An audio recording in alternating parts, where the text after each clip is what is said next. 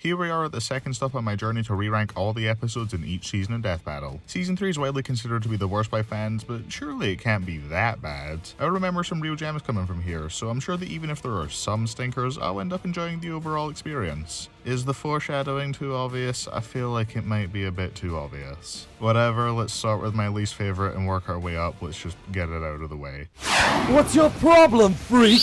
Oh wow, who could have seen this coming? Mewtwo vs Shadow is my least favourite death battle that I'm at least willing to count as an actual episode. I've seen worse versus episodes than this, but there's still very little to get out of it for me. To get my issues with the analysis out of the way, I think there are maybe 3 collective jokes I liked. I didn't laugh at anything, but I did like the joke about Deoxys' tentacles, and Shadow's rundown had a few solid lines. The rest is a fine enough coverage of the characters with jokes that bore me to tears, and the conclusion does an awful job at convincing me Mewtwo should have won. By this episode's own numbers, excluding that tug of war with a moon-sized behemoth that they just gloss over for some reason, Shadow's almost 2.5 times stronger. Okay, that's not the biggest gap ever until you look at the speed difference of over 16,500 times. With that big a stat gap, Mewtwo would not be able to pull a mind wipe off under basically any circumstance. Also, Wiz outright calls Shadow the Hedgehog the worst game ever. Is it? I don't know, I haven't played it. But when doing a show where you're not supposed to have the host show heavy bias with very rare exceptions, it's probably not a good idea to insult a character's source material, especially when you only do it to one combatant, and especially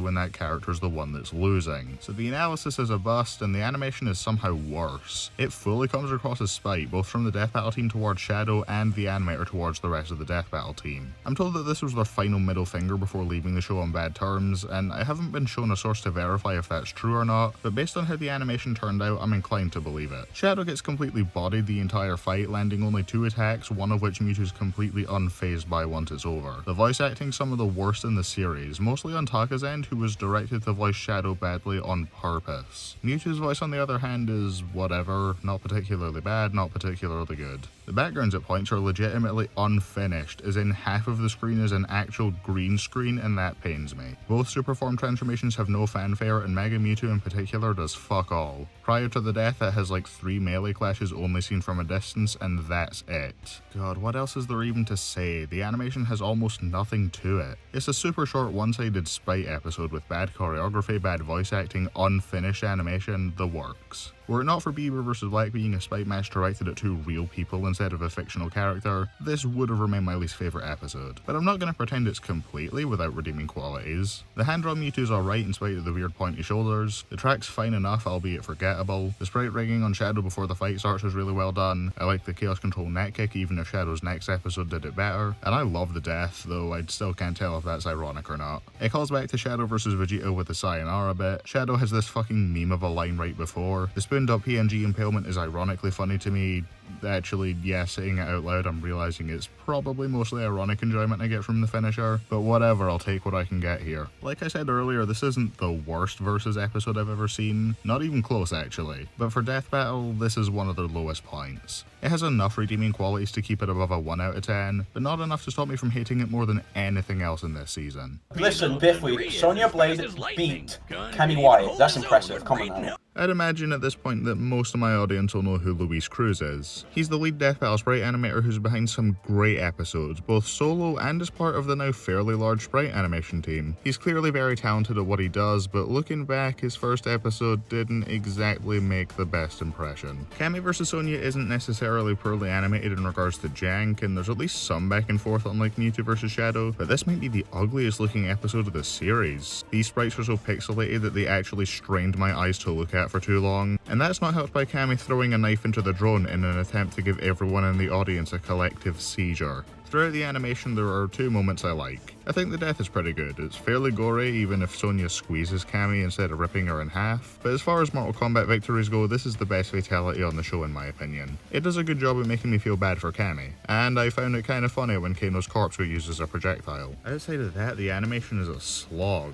It's boring as sin with next to nothing I find particularly memorable, outside of the almost 10 seconds this crate spends flying at Sonya, and the awkward uses of their select screen renders in place of where the hand-drawn stuff would be nowadays. A few other episodes have had that issue, like Scrooge vs Shovel Knight, Ken vs Terry, and Natsu vs Ace opting to use PNGs and rips from the source material before hand-drawn close-ups were an option, but those are at least brief and only happen like once or twice an episode. Cammy vs Sonya has this happen 3 separate times, and both times when it happens for Cammy, it gets lingered on. So the animation isn't exactly my cup of tea, it's up to the analysis to carry the episode then, and it's an episode with 2 women on a show where Boomstick is one of the hosts. You tell me how you think that went. I can appreciate that there's less horny Boomstick than there could have been, and I like the idea that Wiz is putting bets on how long he can go without bringing up Cammy's ass or whatever, but I still don't find it funny. I like when they go for jokes that aren't sexual, like the horsey pieces bit and the iconic Dronia, but much like the animation, I found the analysis a slog to get through. I used to have this as my second least favourite episode ever, only ahead of Shadow vs Mewtwo, and while I don't completely hate it anymore, I still don't like it at all. But come on, there's more to criticise about this episode than the fact that they used the test your might feats as a way to measure Sonya's strength. I rarely see anyone bring this episode up without complaining about the test your might stuff as if it's the be-all end-all when it comes to its quality. The name is the, hammer. Wow, I don't remember disliking Amy vs Ramona this much, Jesus. I remember the start of the fight being really fun while everything else following the bag dimension kinda sucked. So basically the same structure as Vader vs Doom. Except revisiting it, I thought the start of the fight was just okay, and then everything goes down the shitter once Ramona brings the purse out. A lot of the action in this battle is either not well animated, confusing as to what the fuck is going on, or both, with a lot of slow patches thrown in for good measure. The start is fine enough since it at least has some kind of energy and there's stuff happening, but the latter half is Ramona stand around and do nothing like an idiot as Amy throws a tornado. Then she gets thrown into some arcade machines before the tornado politely stops doing that so she can take a moment to recover. But not to worry, Amy JumpSprite.png is here to save the day with one of the most awkwardly animated kills of the show. There are so many points where I've got no clue what's even happening. Why does Sonic run into this building with no regard for who he might run over? He's not that stupid. And why does he stick around until after the fight is over and do nothing to break it up? Why is Amy angry at Ramona here for no reason? Why does the animation linger on a squash and stretch sprite meant for the middle of a sequence? They do the same thing later on with a smear frame for Amy's final hammer swing and they both look bad. How does Amy smash these arcade machines without hitting Ramona when Ramona is in front of them? She's not ducking under it, she's weaving to the side as the hammer doesn't noticeably move forward to hit something further back. What is Amy swinging at here? With how she's positioned, she should be finishing up her swing, but she's nowhere near Ramona. What is this glass shattering thing? How does she smash Ramona's purse without even touching it when it's strapped to her shoulder on the other side of her body? Why does Ramona stand and do fuck all here and give Amy enough time to make this massive tornado? Why does the tornado go from violently throwing Ramona around to letting her stay perfectly still? What's even hitting her here? Why is the death so bad? The best thing I can say about this fight is that it has Night of Nights from Toho, which I love, but I wish it got to be used in a better animation. At least the start still has solid choreography with the hammer fighting, and they have some decent expression work. Also, I laughed when Scott's unconscious body got knocked into the wall. That's not a dig at the animation, I'm pretty sure that was meant to be funny. My favourite part of the episode is the analysis. It's nothing special, but I enjoyed it enough. I love Boomstick's reaction to Wiz making bad puns, and there are a few other solid lines here and there, my favourite of which being the bit about the glow. It continues to escalate and gets funnier as it goes along without overstaying its welcome. I like how Boomstick delivers what's intended to be the final line, and then Wiz just tells him to see a doctor before the doors close. Yeah, didn't like this episode sadly. This video hasn't been off to the best start. If Beast vs Goliath, my least favourite episode from season 2, was put on this list, then it would rank right above this one. Yes, in a 14 episode season, 3 of them I like less than the lowest point in the season with 32 episodes. No, I'm having a great time right now, why do you ask? Tracer vs Scout is without a doubt the episode that's fallen from grace the most for me. When it came out, I'd fucking loved it. It was basically my dream match at the time since this was at the peak of my Overwatch obsession, and I really liked the world and characters of TF2 a lot despite how little access I had to the game. If you'd asked me back in 2016, this would have probably cracked my top 20 favourite episodes. And that is exactly why I don't think children should be allowed to have opinions. I'll start with the positives. I enjoyed the analysis, not because I found it super funny, but because there's a certain joy in hearing series I love this much get covered for the first time on the show, especially when I never expected to see them in the first place. Poe vs Iron Fist and Mob vs Tatsumaki are the only two episodes to replicate the same feeling for me. That does kinda have to carry the analysis since it's kinda bland otherwise, whereas the other two episodes I mentioned are actually good on top of having that feeling, but forget about that for a moment because I said I'd start with the positives. I like the start of the animation well enough. The setup's just a game of capturing the intel and that fits these two perfectly. Scout also simps for Tracer, and while I could have done without the ass shot, it fits his character well. The voice acting's good. I know they get shit for not getting Scout's official VA, but to my understanding they didn't even know they could get him until the episode had already been announced, and I think they'd be well past the audio editing stage at that point. The dialogue they're given isn't amazing or anything, but I like Scout's "I never play fair" line, and Tracer's last line before the kill's funny enough. I also like the music, even if it isn't particularly well fitting, and the death is... I mean, it isn't good, but I don't dislike it either. It is the Lex versus Doom of finishers. Okay, so that's about all I liked, and almost all of it had a catch, oh dear. So, first things first is the way the fight's choreographed. For a fight between two running gunners, there isn't much running, or movement in general for that matter. Scout gets to run before the fight, Tracer does some jumps and flips at the start, Scout jumps over a crate and a few other things lying around, and then a lot of the rest of it is him standing still while Tracer teleports from off screen to who cares. Ben said why this was the case in his road to 100 blogs. Torian was overworked at the time and he needed to take things easy for his next animation. It's perfectly understandable why this turned out the way it did, but an excuse for being bad still doesn't make an episode good.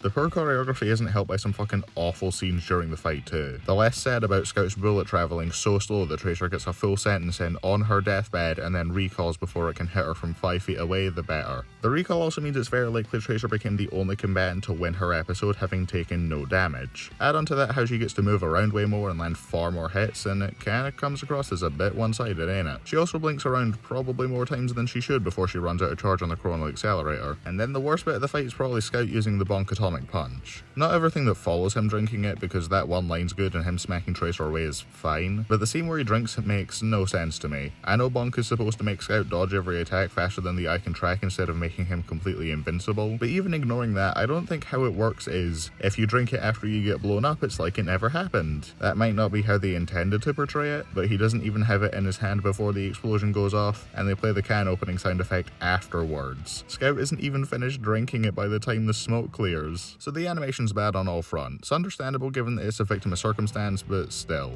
The analysis is hard carried by my love of both series involved, and I don't need to be a versus debater to know that the conclusion is on some bullshit. We never see the rockets hit him except for this POV shot where we actually do, but don't worry, it's epic. TF2 is yet to return, and I hope it does soon. It deserves a better episode. Overwatch thankfully already got one, but that's because Widow vs Widow wasn't doomed from the start. Yang vs Tifa already showed how they shouldn't do episodes where the characters have so little material to work with, and compared to what Overwatch had at the time, Yang's source material was like One Piece in comparison. I wish I could still trick myself into liking this episode. I don't hate it like most people do, but if I want a better battle with Overwatch, I have another option, and if I want a better episode with TF2, then I can cry about it, I guess. Death Battle's got as many plans for the series as Valve does at this point. Oh wait, no, to end on a positive note, actually, Archimedes is under Scout's hat after the kill, and that made me smile. This is the most obnoxious thing I've ever experienced in my life. Man, I really wanted to enjoy Deadpool vs Pinkie Pie. I wanted to end the season not necessarily on one of the highest notes since I'd never loved this episode or anything, but I at least remember enjoying it well enough to maybe give it a 6 out of 10. I wanted to defend it and say, come on guys, it's not that bad, you only hate it because it's the finale. And I'm willing to cut it some slack there since it was a victim of circumstance. Obviously the 2 episodes before would have made for better finales, and the original plan of Megazord vs Voltron would have been even better than either of those, but I'll take a finale like this if it means Megazord vs Voltron got more time in the oven to be as amazing as it was. But even on its own merits, I don't get much out of this. Starting with the analysis, one of my favourite parts of Deadpool vs Deathstroke was Deadpool's inclusion shaking things up and making the episode even more standout. But in this episode, not only are his jokes not even remotely funny to me, but he's far more prominent and wears out his welcome much quicker. The only thing I like about his analysis is that it at least focuses more on his zany side rather than his combat-centric one as a way to differentiate from his first, infinitely superior episode. And Pinkie Pie is somehow faring even worse. I usually don't mind characters with higher pitched bubbly voices. I mean, I really like Megami's performance as Star Butterfly, but Pinkie's an example of how if those traits are taken too far, they become inherently annoying to me. Maybe it's not a bad impression, but I don't care because that doesn't mean I have to like listening to it. Doesn't help that she also doesn't have a single joke I like. I kinda liked Wiz freaking out about Toon Force, but then he also calls her what I'm pretty sure is a slur, or at least a word that wouldn't fly in most places. So analysis wise, this might actually be my least favourite of the season. How does the animation compare? Well, I actually quite enjoy the start. It has its problems like Pinkie attacking a random stranger for no reason and this one-shot lingering maybe a bit too long, but for the most part it's well animated and has some really good rigging, which is always appreciated. There are some solid jokes, Tucker reprises his role as Deadpool very well, and above all else, it's really fun. That's all this episode needed to be, not something big and grand, just some dumb silly fun battle that uses the fourth wall breaking to its fullest. And that's exactly what they do.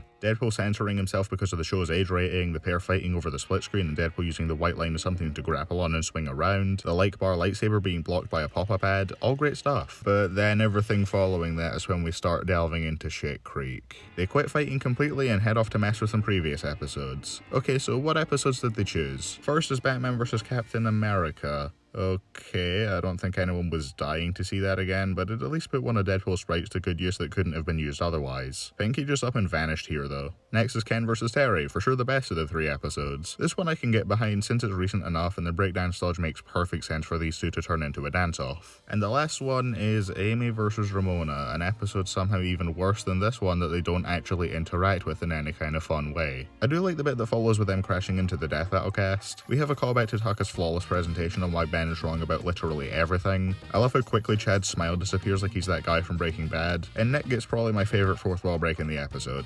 Then Deadpool says it's his birthday and it ends. The conclusion is Wiz and Boomstick taking the fat L, and that's what closes out the season. Again, putting aside that this is the finale, episodes that end in a draw feel like such a waste of time. I know this is a gag episode and all that, but even if it is meant to be a filler gag episode, it's still meant to be, you know, funny, not actively irritating. The start of the animation being as fun as it is the only thing that stopped this from being in the bottom 2. This episode is unfunny filler that I strongly dislike, and it's even worse as a finale. Perhaps I treated Thanos vs. Darkseid too harshly, but we'll get there when we get there. With the Infinity Gauntlet, Thanos could literally rewrite reality to wipe Ganon out of existence. Not unless he can use the gauntlet to get his hands on the Master Sword first. How the fuck did this not place in the bottom 5? Bowser vs. Ganon is not a good episode at all, and considering Bowser is one of my favourite characters they've ever used, that should tell you about how much this episode disappoints me. But let's get into the main thing everyone talks about. The conclusion's ass. Everyone who knows about this episode knows that by now. Between the Holy Weapons No Limits fallacy, which they sneakily word differently in Ganon's analysis, the Super Lava bullshit, Ganon's kill move which they bring up in the conclusion being something they conveniently left out of the analysis, it's no wonder this conclusion's seen as one of the worst in the series. Legitimately, this is worse than Ben vs. Hal in that regard. Well, what about the rest of the episode? Sad to say, but the fight also isn't great.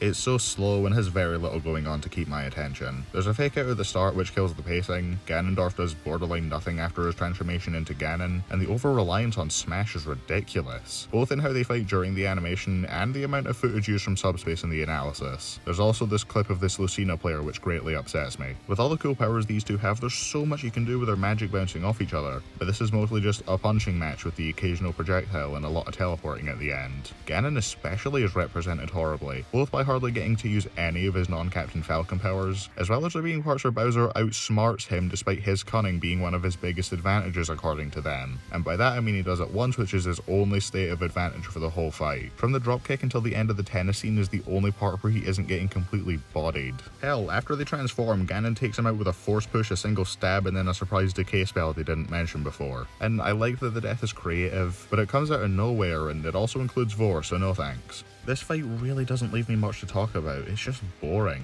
So clearly I hate the episode as much as everyone else, right? Well, not at all actually. I dislike it, but I don't think it's that bad. To be honest, I think people judge the episode way too much off just the verdict without taking anything else into consideration. It's still bad, but if Bowser had won, I guarantee it would not be nearly as infamous. But even putting the verdict aside, I've seen some people give this episode a 0 out of 10, which... really? I get hating the episode, but I don't get acting like it's completely void of redeeming qualities. The tennis scene's a great way to work in a reference to the Ocarina of Time Ganondorf fight in a way that naturally bounces off a piece of equipment Bowser has. Bowser gets this cool moment where he erupts from the lava in his giant form, and we get this borderline Season 8 shot where he swings his claw forward towards the camera as Ganon blocks it as just a silhouette with glowing white eyes. Then everything kinda goes to shit once the goofy looking Ganon sprites show up and ruin it, but also, shut up. I kinda like the analysis as well. Nothing had me laughing, but I was still entertained for most of it, so it's much better off than the conclusion. And even though I don't think the episode makes particularly good use of it, or even use the vocal version at all, I think Olympus Mons is an amazing track. It's the best thing to come out of this episode for sure. Bowser vs. Ganon's bad, but it's not without its merits. I think it gets a bit too much shit, though I'm hardly gonna defend it and say it's actually good. Run, Candace, run. Run, Candace, run. Flash vs. Quicksilver is a rare case where Nemesis likes an episode that I do not. Not that I dislike it, this is very much a Lex vs. Doom situation where it's just aggressively mid in my eyes. It has its moments, like I enjoyed the analysis well enough, Quicksilver's especially had some jokes I liked, and I like how blunt the conclusion is about being a massive stomp,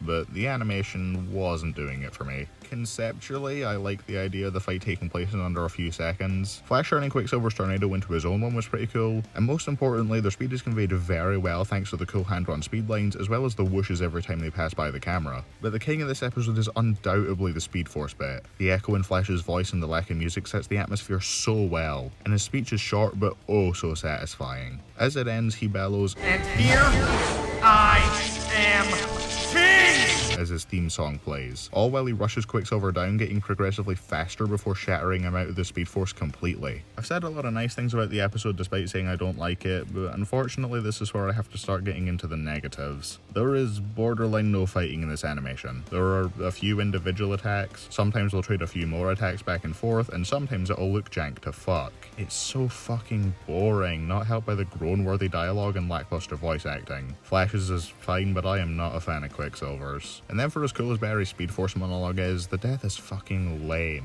He casually looks behind himself as he throws a lightning bolt, hits Quicksilver to Japan, then he lands on a random sword and dies. Doesn't even hit it with enough force to knock the statue over. For as cool as the build-up was, you couldn't have had any better kill than that. You couldn't have had, say, Flash continue to rush Quicksilver even faster until his body couldn't take it and exploded into a huge pool of blood, or maybe have him drag him to Japan and slam him into a building with enough force to level it. I don't know, anything better than random sword, oopsie. And yes, I'm well aware of how Goku Black vs. Reverse Flash retroactively made the scene make sense, but that's points for that episode, not for this one. As much as I really Lex vs. Doom for being so mid, I think I might actually like Flash vs. Quicksilver less. This one had a better analysis, but at least Lex vs. Doom had a good death. At least it had a more interesting trading of abilities. At least the long gaps between the actual fighting, as boring as they were, could be semi-justified with how egotistical the characters are. The good parts of this episode stop me from saying I fully dislike it at least. It's just boring. Probably not something I'll ever find myself going back to. Okay, this next episode is the first one on the list that I actually like. How far in are we? Bro, I'm straight up not having a good time. I feel it was a bit too harsh on Ken vs. Terry back when I reviewed it alongside Heihachi vs. Geese. Watching Chun-Li vs. Mai right before it and that souring my mood probably had something to do with it. The conclusion is still kinda terrible. Just saying these people Ken beat aren't as impressive as these people Terry has beat while giving no frame of reference. Then saying only Terry can match bullet timers while ignoring the episode they very unsubtly plug. It's a bit shit, but I don't think it should have been enough to sour my opinion on the episode as much as it did. Because the episode is a solid enough analysis with a couple jokes I thought were good, and a pretty damn good fight scene. It's not outstanding or anything, but it's overall very good. Visually, it's one of the nicest looking sprite fights they've done up until this point. The combat's made up of some solid martial arts with a good feeling of escalation as the fight progresses. Ken takes the lead early on, but he gets cocky and tells Terry to start trying, and then he actually does and Ken eats shit because of it. A stray Hadouken tears through the wall, and then they get so into their fight that the shockwaves from their fist clashes start tearing the building they're in apart. That also causes Dan to die for a second time on the show, and I found that pretty funny. Oh yeah, speaking of the background characters, I didn't realise there was actually purpose behind the ones they chose since I'm not that into Street Fighter. But then Nem told me that Sean's there because he's Ken's student, and Sakura and Blanca are there to support Dan since they're his closest friends on the roster. That's a nice attention to detail. Both Ken and Terry have one moment each that stands out to me as great in the battle. Terry has his breakdance that he uses to dodge Ken's punch, which is a cool creative use of that move, and it's followed by Ken punching him in the cock hard enough for it to briefly catch fire. Jesus Christ.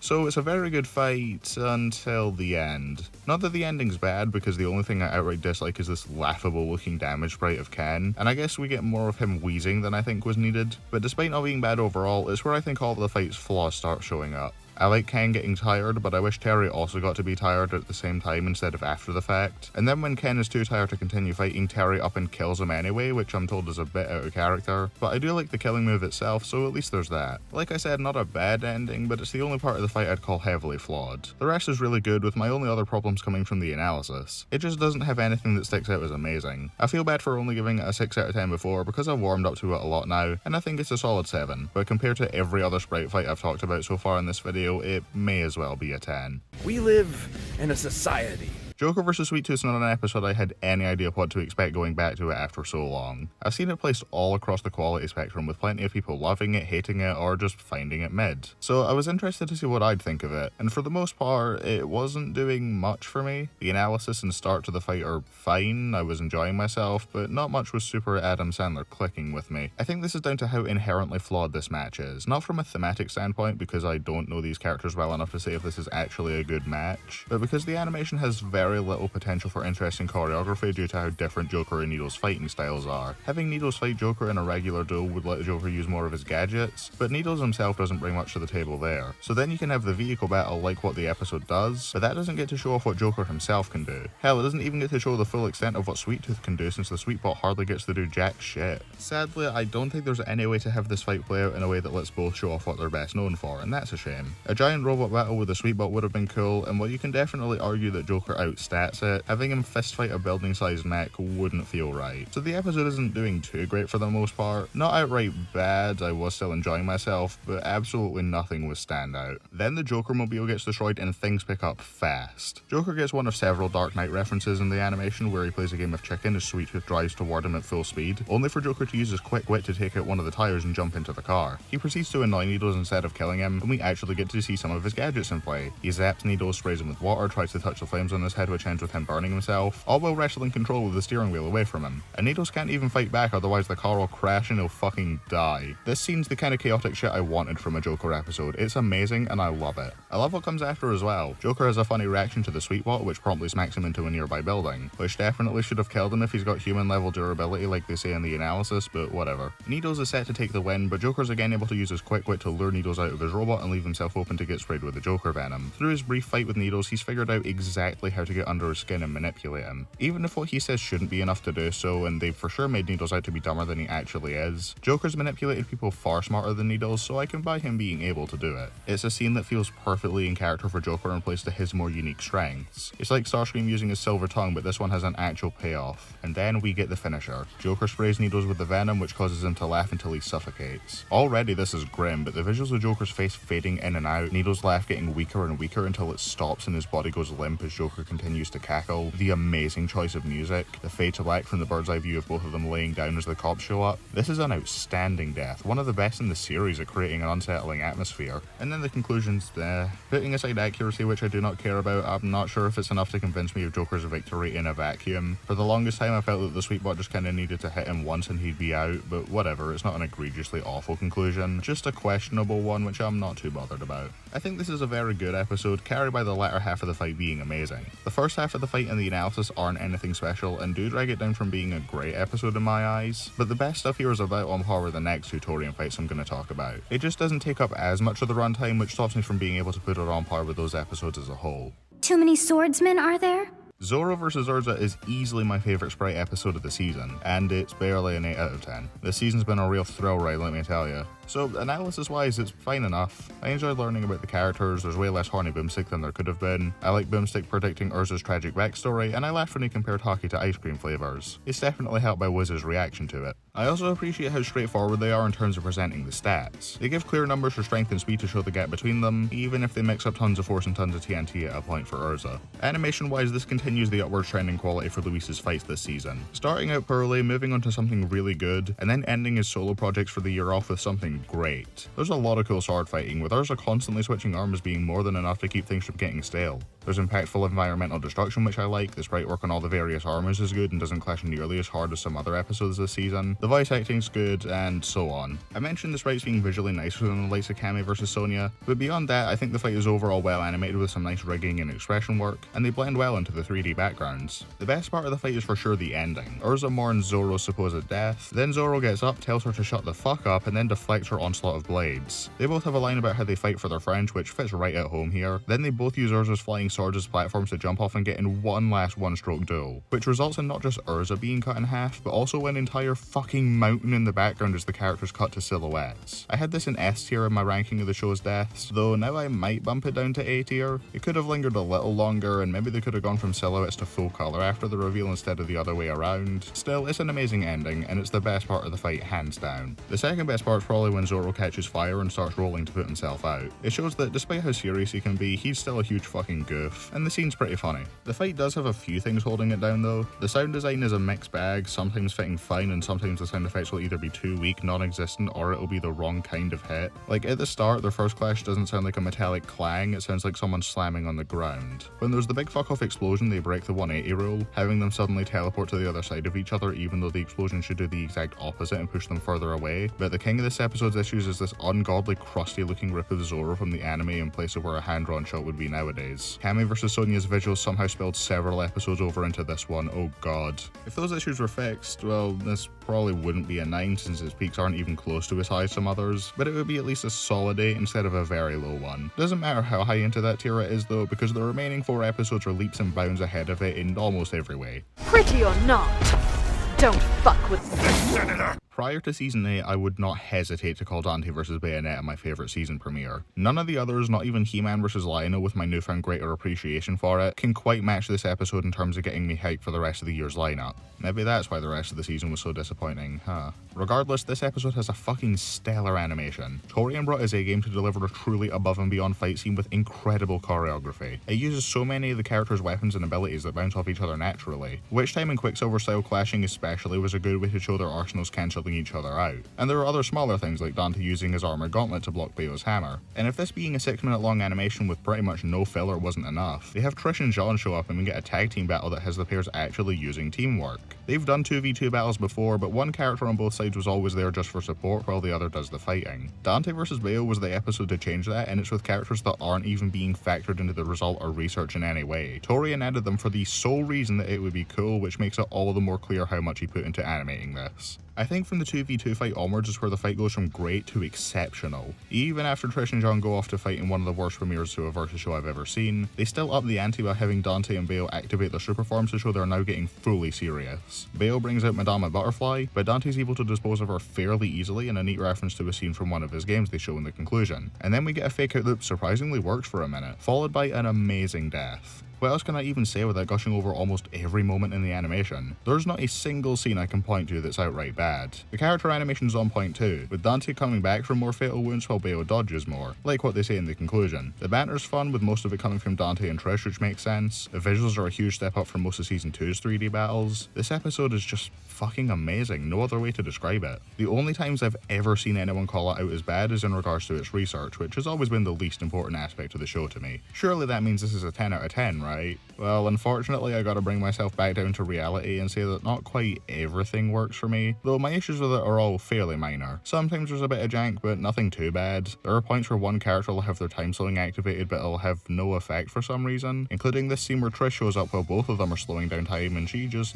doesn't give a shit apparently. And while the dialogue's mostly good, there are a few stinker lines. And by a few I mean Bayo's "don't fuck with a witch" line. I don't know why, I just don't like the line or how it's delivered. Other episodes have had inherently cringy lines that were saved by great deliveries, but this was not that. I just gave Lex vs Doom credit for doing something better than Dante vs Bayonetta. That doesn't feel right. The only big issues I have come from the analysis, which I forgot to bring up until now, whoops. It's fine enough. It brings up a few weapons from Dante I wish we could have seen, but I'm hardly going to complain that this fight of all things doesn't include enough. My only big problems are the return of Horny Boomstick and also Dante's speed being measured in raindrops as if that's supposed to mean anything. This episode isn't hitting peaks quite as high as some others for me, but the issues of the fight are so minor that they hardly detract from it in the slightest. It had gotten to the point where I expected this to never get topped as my favourite premiere, but then, you know. If Deadpool vs Deathstroke didn't exist, I'd happily call this Torian's magnum opus. Even if it isn't my favourite fight of his, the surprise tag team alone is enough to show how crazy he can go in terms of putting in his A-game and then some. Any more weapons you want to throw at me?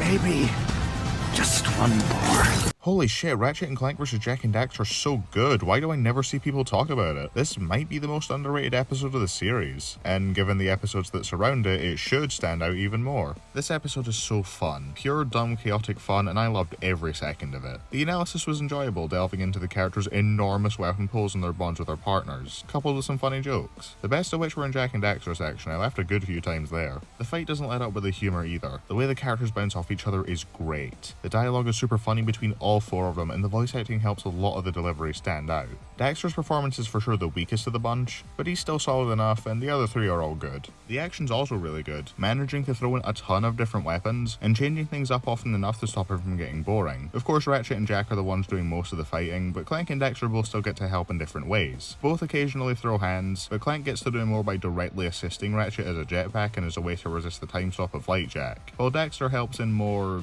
unorthodox ways. Instead, help leads into an insanely chaotic climax to the fight set to 1812 Overture, which I love to death. Though the sound effects being missing is a little distracting to say the least. If they at least went all the way and had the music be the only sound, then I would kinda get it, but they keep in the grunts and voice lines with no sounds to show impact or anything like that, and it's weird. But then we have the creative death that has Clank's time stop resistance directly counter Light Jak, and then there's the kill with the freeze ray and the wrench, which I love. God, what an episode. The only other issue I have with it is Jak's supernova thing they place such a huge emphasis on getting blocked and doing fuck all. The rest of the episode is excellent. To this day, it has some of the best usage of teamwork in any death battle. Dante vs. Bayonetta got topped that quick, damn. If you haven't seen it in a while, I'd recommend checking it out again for sure. It was a very pleasant surprise for me since I hardly see anyone bring up how good it is. And Kirby's Warp Star moves faster than light. An extreme rarity in the Marvel Universe. Hulk vs. Doomsday is a strong contender for my favourite Marvel vs. DC episode, other than Tony vs. Lex of course. The analysis is great, maybe not from a stats standpoint, but it goes into some insane feats without delving into universal and massively faster than light shit where you'd start to lose me, so I care even less than I normally would about accuracy. The jokes generally land, including a Boomstick's dad joke somehow, and the conclusion's fairly in-depth. I like that they try to use real-world science to explain Hulk's healing factor. I know it's not something supported by canon, but I still appreciate the more in-depth kind of conclusions that cover all their bases. The fight though, man, it's something else. Even if I think it's more flawed than Dante vs. Bayo or Ratchet vs. Jak. Hulk's Marvel vs. Capcom model is too goofy for me to take seriously, and it clashes hard with Doomsday's model from Injustice. His voice performance isn't too great either. Not bad, I think Parker Bowen mostly does a good job, but a few deliveries sound a little off. The one that sticks out to me is Hulk hates spiky beard, which also felt unnecessary following Hulk saying he hated Doomsday like 5 seconds prior. So with all that being said, this episode's a 10 out of 10. From beginning to end, this fight is a rush of pure adrenaline. For a battle between two hulking behemoths punching each other across a city, it's basically everything I could want. The sound design helps each attack feel like they're hitting each other with the force of a freight train, and while visually it's far from the most destructive death battle, you still feel the weight of everything getting destroyed. Every wall, every building, every hole in the ground. The rubble and once again the sound design help Hulk smacking the ground lightly at the start of the battle feel like he's hitting harder than when he does a full force puny god against Broly. I also love how back and forth the fight is. I mean, obviously I want each side to have points in the fight where they take the lead, but with this one in particular, they do a great job showing how Hulk can get more and more powerful to hit Doomsday even harder whenever he starts falling behind. But once Hulk starts hitting too hard for Doomsday to keep up, his body starts to adapt to it and he starts hitting back even harder than before. The best example for Hulk is when he first goes Worldbreaker and tanks Doomsday's attacks before throwing him to the floor and crushing his arm. And Doomsday has 2 moments where I can see his adaptation visibly helping him out. One directly after his arm gets smushed, where he regrows it and starts extending his spikes to start hurting Hulk in a different way to get around how much tougher he is now. And another is during the Thunderclap. Doomsday's taken aback by it since he's not used to sound-based attacks yet, but he's able to quickly gain a resistance through it, powers through it, and smacks Hulk hard enough to bring the entire building they're in crumbling to the ground. Once again, the amount of rubble is great, and I can only imagine the kind of rendering hell this was. There are plenty of other standout moments too. Hulk getting whacked so hard he goes flying across the city, him using a car as boxing gloves to reference the MCU's red-headed stepchild, Doomsday tossing a bus at Hulk and then drop-kicking him through it. So many great scenes to choose from. All of this is aided by some incredible music. Hot Wind Blowing from Metal Gear Rising is a banger and fits the fight incredibly well, but even that doesn't hold a candle to the use of Guilty Gear's Sky Should Be High in the climax. This is the best use of music in the season, I will not compromise on that. They add to the intensity of every scene another perfect level of heaviness for this kind of match. So with all this in mind, I probably would have given this episode a 9 out of 10. Pretty amazing, but it does have a few flaws holding it back from a 10. But then we get to the death. My favourite one in the show's history. Not just one of them, but this takes the gold medal, and it is not a difficult decision for me at all. Doomsday stabbing Hulk dozens of times looks so fucking painful, and knowing from the analysis that these are poisonous spikes makes it even worse, as those alone are probably already overtaxing Hulk's healing factor. Then Doomsday starts going ham on Hulk's face, which already feels like against anyone else they'd be getting splattered, but again, Hulk's overworked healing factor is forcing him to survive each and every hit while it struggles to keep up. Then once Doomsday's had his fun, he gets to show his cruel, monstrous nature as he looks Hulk square in the eyes and says his own name. He wants to make sure that Hulk's last moments of pure unbridled pain are completely devoid of hope, knowing that he has failed to stop this threat to the world, and his last memory being the face and name of the creature who killed him. Doomsday grabs him by the scalp and yanks his head off. He doesn't just cut it off using his spikes as a blade, no, he rips it off with a single pull. What a fucking flawless finisher. This episode is really something special. Even for all the flaws I brought up, as well as the occasional animation goof, the death alone was enough to ensure that even if the rest of this episode was up to Season 3's usual standard, I still couldn't give it below like a 7 out of 10. But thankfully, the rest of it's amazing as well. As much as I enjoyed Hulk vs. Broly, I think this is Hulk's better episode, and I don't think it's even a contest. You could call this the best of the season, and I wouldn't even try to argue with you. Hell, you could do the same for the other two right before it, but none of these are my favourite. Though I'm sure through a process of elimination, you can already work out what my favourite actually is.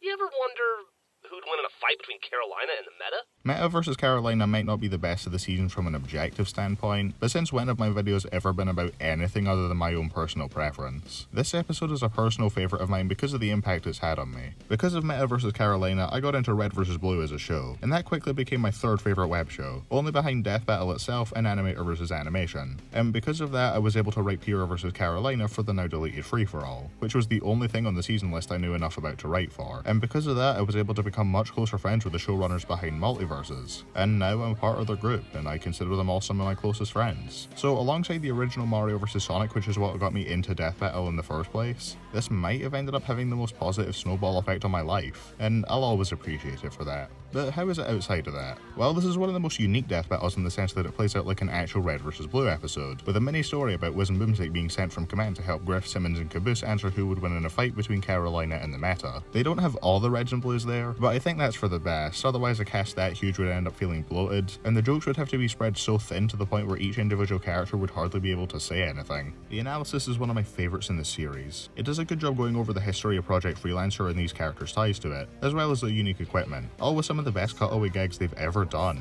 They have the rule of 3 with Griff suffering funny slapstick, and then they drop the huge bombshell about Carolina's family and hit Griff a 4th time anyway to catch you off guard. I love how Wiz and Boomstick bounce off Griff, Simmons and Caboose. Much more so than the Deadpool cameos, even the episodes where those are good, and don't even get me started on the fucking 7 Battle Royale. Oh, and Sarge gets a cameo at the end as well. If this season did anything right, it was making Boomstick's dad jokes not insufferable, and this was the best one for sure. The way Boomstick doesn't connect the dots even when Caboose does is just icing on the cake.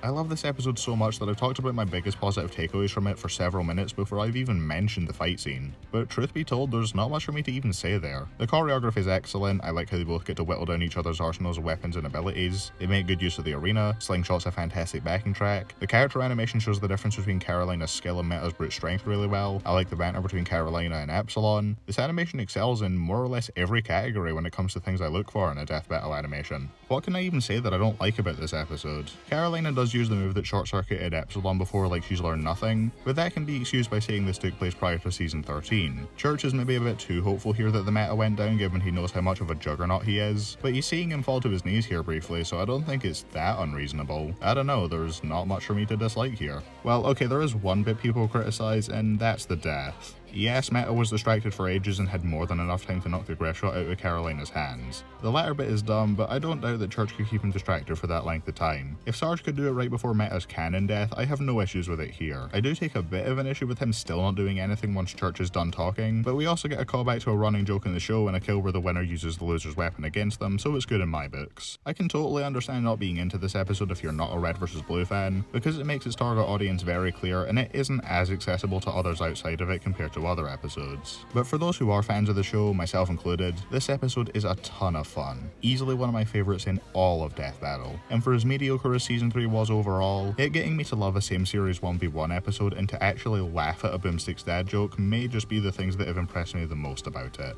So that was Season 3. Was it any good? Well, I didn't start getting to the episodes I liked until the halfway point, so you tell me. Obviously it wasn't all bad. Torian was consistently bringing his A-game. His only miss was Tracer vs Scout, which was a worse victim of circumstance than even Deadpool vs Pinkie Pie, and the rest of his works from this year consisted of masterpiece after masterpiece, and also Joker vs Sweet Tooth. The Sprite team on the other hand constantly dropped the ball this year, with only 2 out of their 8 episodes that I ended up liking. And I don't feel bad saying that, since I know they're all talented people who can and have done much better than they did this season in the following years. Many of the animators are still part of the team to this day, and they've given us some real bangers since then. Luis might have had a poor first impression, but he quickly picked up the slack with 2 other really good episodes. And within 2 years, he gave us his magnum opus, one of the best episodes of the series, which I'll cover when we get to Season 5. Has a rewatch changed my mind on which season is better between this and Season 1? Well, obviously, if I was to hold them to the same standard, Season 3 has objectively higher production value. And even though a good few episodes got worse on a rewatch, I did like a few of them a bit more than I did before, and that includes some of the worst episodes. But like I've said before, I hold Season 1 to vastly different standards since it's the show's baby steps. And with that in mind, I like Season 1 more. Despite not loving that many episodes in Season 1, I could still pick any episode at random, and odds are it'd end up on one I would enjoy. Even though Bieber vs Black is far worse than anything Season 3 has, I only dislike about 5 of that season's episodes. I like 18 of the others, and the remaining 2 I just don't care about. With Season 3, it's basically a 50-50 split on what I do and don't like. I guess since Flash vs Quicksilver's an episode I'm more neutral on, that means I guess I like more than I dislike. But if I can only say I enjoy half of the episodes in a season, can I really call it a good season? No, I don't think so.